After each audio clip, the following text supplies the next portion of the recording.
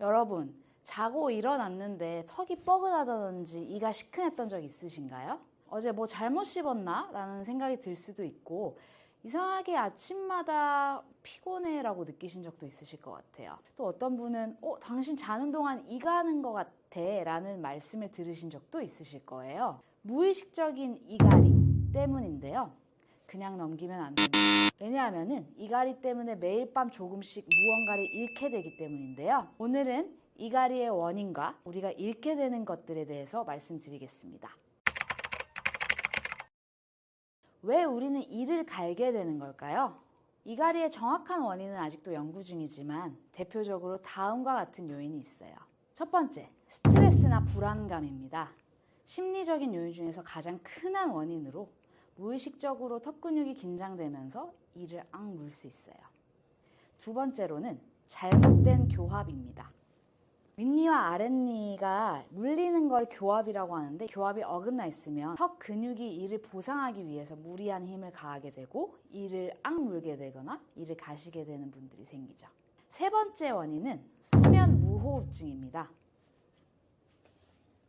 수면 중에 숨이 일시적으로 멈추게 되면 뇌가 산소 부족을 인식하면서 이를 깨우거나 각성 상태로 만들기 때문에 이 과정에서 턱과 턱 근육에 긴장이 생기고 이갈이로 이어질 수 있어요. 네 번째, 특정 약물을 복용하시는 분들 같은 경우도 이를 갈 수 있습니다.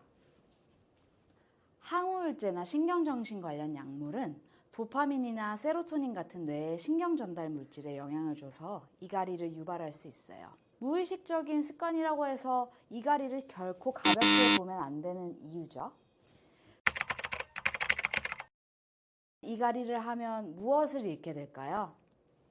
첫 번째, 치아의 범랑질이 사라집니다.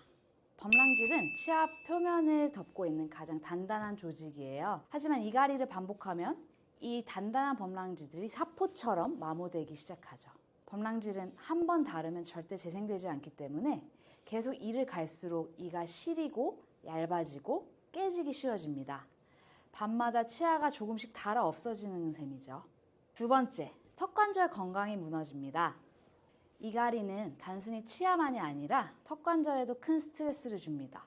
머리뼈와 턱의 뼈 사이에는 관절, 그러니까 디스크가 부착되어 있고 여러 가지 조직들로 연결되어 있는데요. 무의식 중에 강하게 이를 물거나 가는 습관이 지속되면 그 조직들이 지디겨지거나 상처가 생겨서 딱딱 소리가 나요.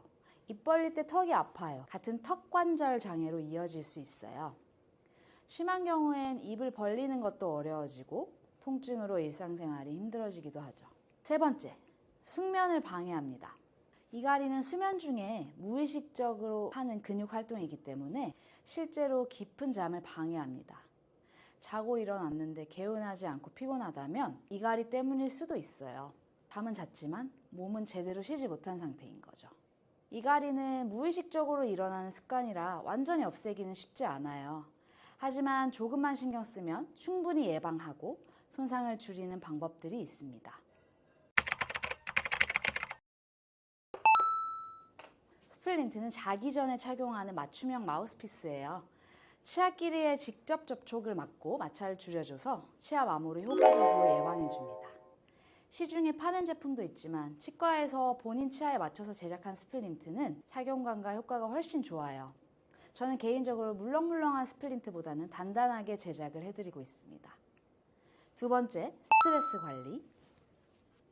이갈이의 가장 큰 원인 중 하나가 스트레스라고 아까 말씀드렸죠. 명상하거나 심호흡하거나 낮은 조명의 수면 환경, 따뜻한 샤워 같은 작은 습관들이 뇌의 긴장을 풀어주고 이갈이 빈도를 줄이는 데 도움이 됩니다. 셋째, 교합 검사 및 조정. 윗니와 아랫니의 맞물림이 어긋난 경우에 치아가 가해지는 압력이 커져서 이갈이를 유발할 수 있어요. 치과에서 정밀한 교합 검사와 교정 치료를 통해서 문제를 초기에 발견하고 조정할 수 있습니다. 이갈이는 단순히 소리로 끝나는 문제가 아닙니다. 수면의 질이 떨어지는 것뿐만 아니라 치아와 턱이 생각보다 빠르게 손상되고 있을 수 있어요. 아침에 턱이 불편하거나 치아가 시린 분들은 방치하지 마시고 오늘부터라도 치과에 내원하셔서 검진을 받아보세요.